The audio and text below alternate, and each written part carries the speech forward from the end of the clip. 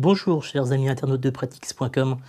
Je vais vous parler aujourd'hui des conseils que je pourrais donner à des parents qui viennent me poser des questions sur ce qu'ils peuvent ouvrir pour leur enfant en fonction de leur situation.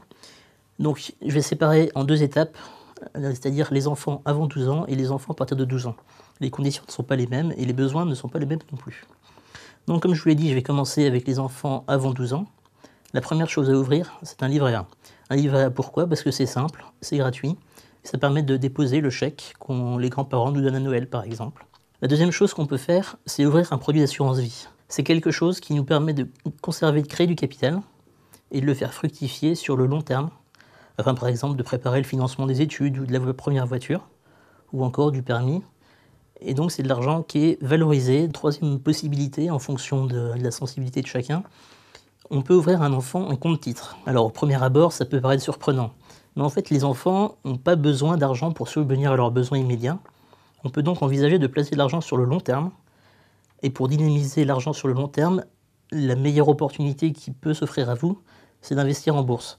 C'est pourquoi il arrive régulièrement d'ouvrir des comptes titres à des enfants, gérés par leurs parents, bien évidemment. À partir de 12 ans, bon, pas du jour au lendemain, mais les besoins changent, l'enfant grandit, et de nouvelles opportunités lui sont offertes.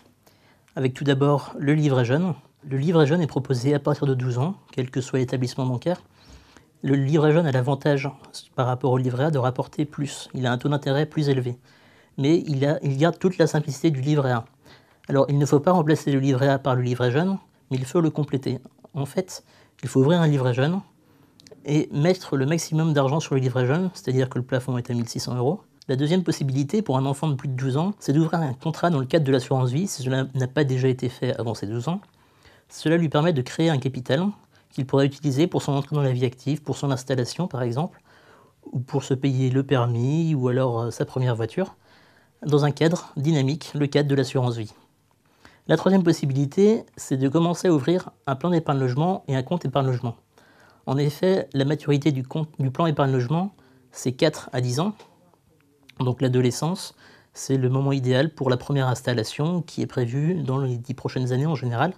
Bon, plutôt vers 15 ans que vers 12 ans par exemple, mais il est toujours important d'y penser assez rapidement.